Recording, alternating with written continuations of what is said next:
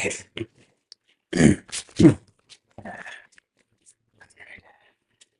Yeah, close enough. Hey everybody, I'm Cortez, and I'm a critic, and welcome back. I am back. It's been a while. Hurricane Milton came in and wrecked my whole entire life. And then other projects came up that were beyond this channel. And I got some dead time. Actually, no, that's a complete lie. I don't have a lot of dead time, but I still have some time. And honestly, these videos are kind of fun. And surprising enough, a lot of you really did appreciate these recaps. And well, I'm doing it again, like sequels. So here we go. We're here looking at the 2024 NFL recap. Like I said before, 32 videos of everyone's favorite teams, some good, some bad, and we're on our way up leading to the draft. The time of this recording, we are currently just we're about midway through March. Free agency has already started up. There's a lot of trades. There's a lot of new players. There's a lot of acquisitions. Aaron Rodgers is still nowhere to be known where he's going to go. So, yay for that. So, we're going to start with the NFC South because, like I do these recap videos, I always go based on the division that loses first. And thank you, Tampa Bay. You lost first. So, therefore, we go to the NFC South. Now, to give honor to the division winner, Tampa Bay Buccaneers, also my favorite team. Fight me in the comments for that, obviously. We're going to be talking about the team that I probably gave a little more credit than most people did, but we're going to talk about them first. So we're going to talk about the Aints of New Orleans as we're talking about the Saints first up.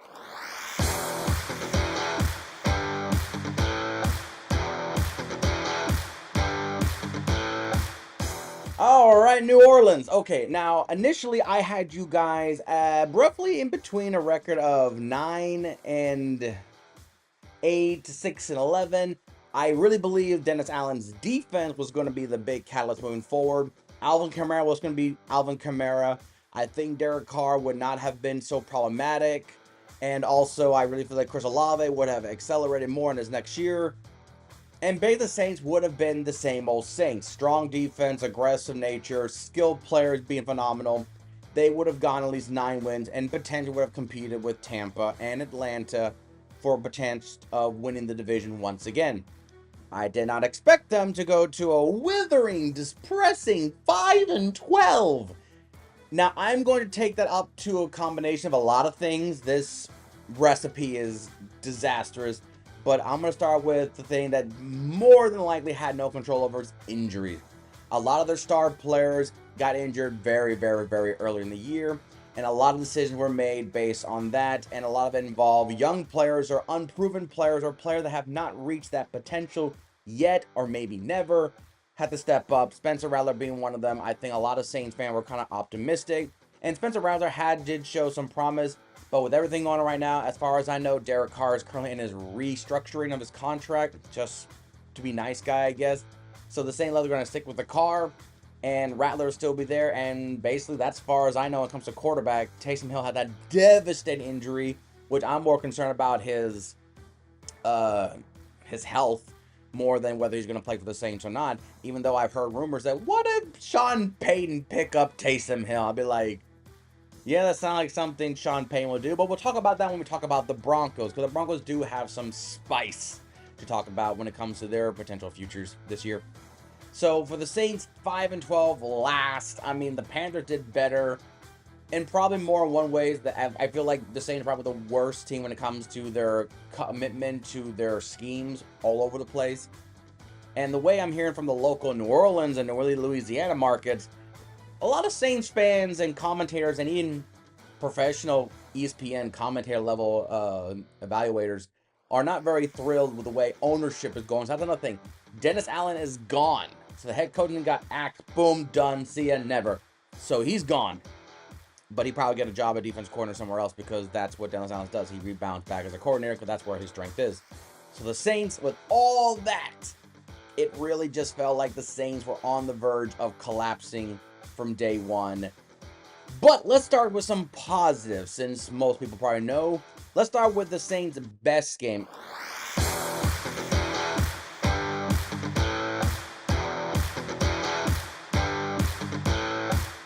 NFC South division foes always been a a recipe for disaster. It depends on who wins and who loses, because sometimes it dictates how the division ranks up and who has a chance to probably secure the division. Sadly, there are some teams that had a better favorable, but then they still squandered their opportunities. We'll talk about them when we talk about them. But the Saints going against Atlanta team that at the time was basically looked like they're going to coast. They already the Buccaneers were recessing as always during the midway point of the season. Kirk Cousins was looking like the next returning favor of the dark horse MVP candidacy. So Atlanta was just like, oh, we've got the Saints. They beat the Saints before. They probably felt very confident. The Saints were basically looking for an identity crisis. And they were thinking, well, what's the worst we can do? We can, I don't know, surprise the Falcons and embarrass them. This game, in hindsight, affects the Falcons probably more than the Saints. This just probably made the Saints say, hey, we're not quitting. The season, we're not quitting. And that's something I have appreciation for the Saints and the organization, for its fans especially, is that we're not quitting. We're going to smack the Falcons in the mouth and make them be like, aha, you're not going to win that game against us, at least not today. And that's why I give them the best game for them, because it showed resilience in an organization that looked like they was already elected. We're week 10, and there's still plenty of weeks left, but hindsight 2020, this looked more like, well, at least we're not sinking yet. But a 2017 victory over Atlanta, a division foe, make everyone recognize that, hey, we're not quitting. You got to give credit where credit's due. To me, that's the best game. Worst game will go to week 17.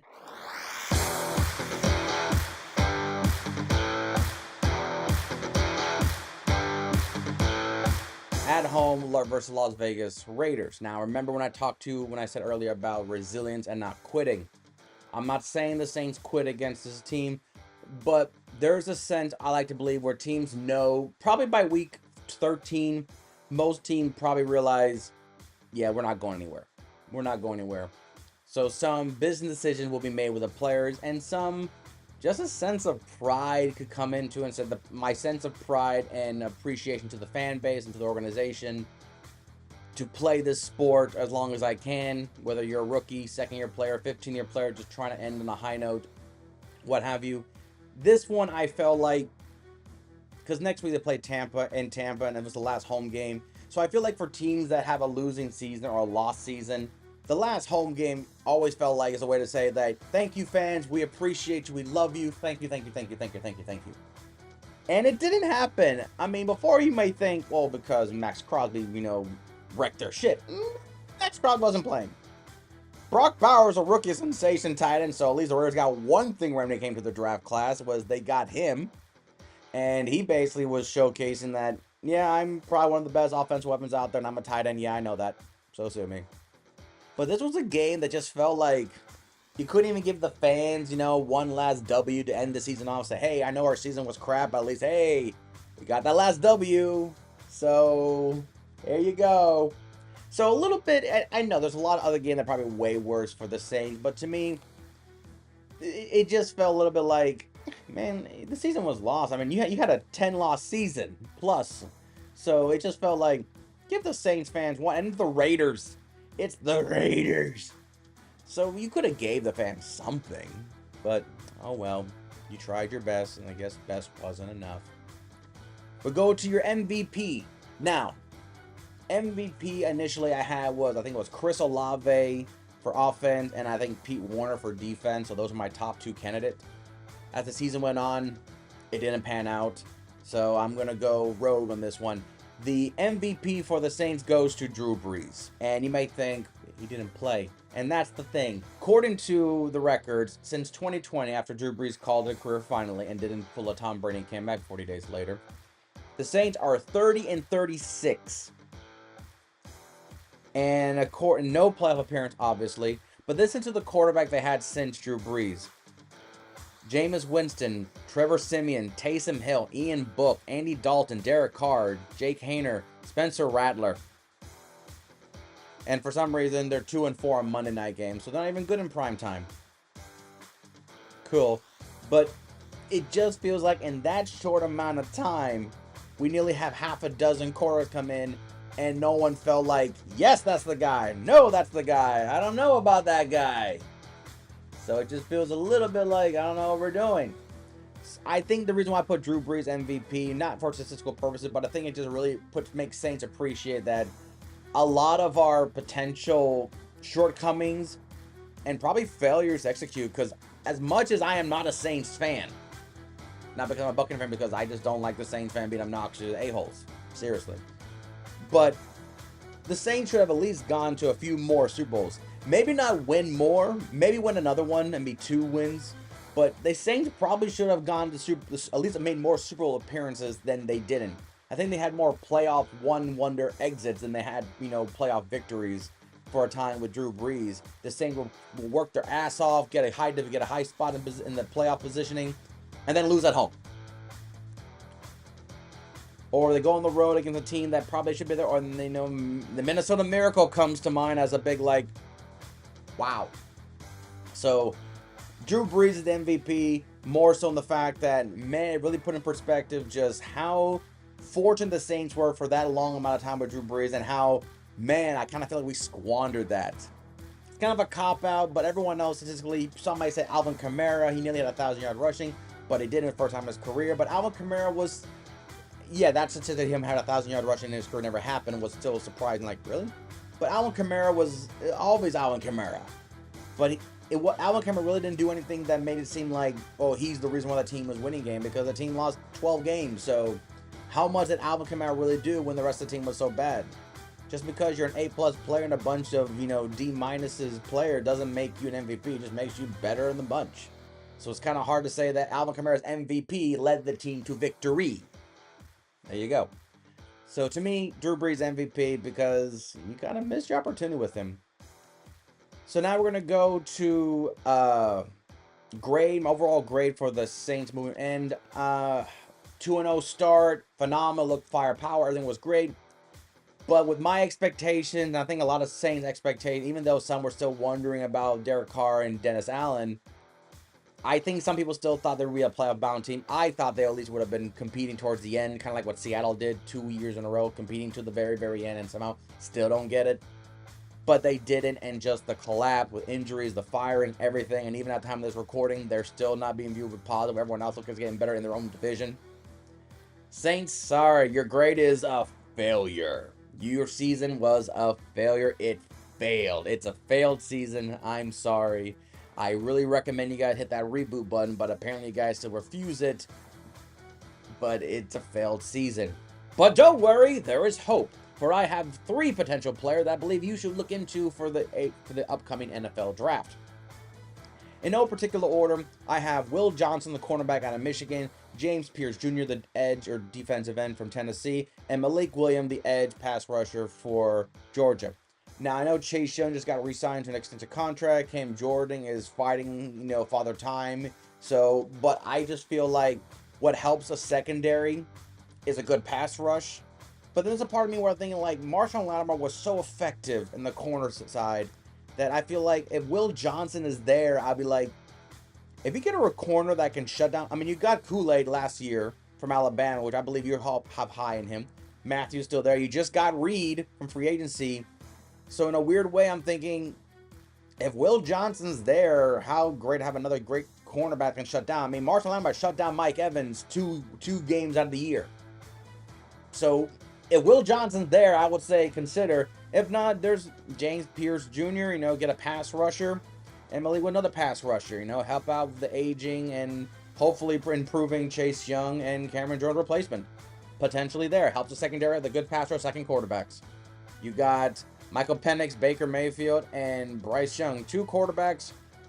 Still, Baker's 29. He'll be 30 probably by the start of the season. So you still got 3 quarterbacks that could potentially still play another, 6, 7, 8 years in there, give or take. So just so I know. But that is the Saints draft hopes. I hope you consider it. But yeah, so that's the Saints. Hat hair. So we're going to move on to the next team that had high expectations but sadly fell short. And quite frankly, I find their misery more enjoyable than Saints, because I happen to live in that city for nearly a decade. So next time we'll be talking about the Atlanta Falcons as they rise up to disappoint once again, and maybe Michael Penix wasn't such a bad idea. Even though he played 3 games, he was 1-2. So I'm going to say sure. But until next time, I'm Cortez. and I'm a critic. Thank you so very much for watching.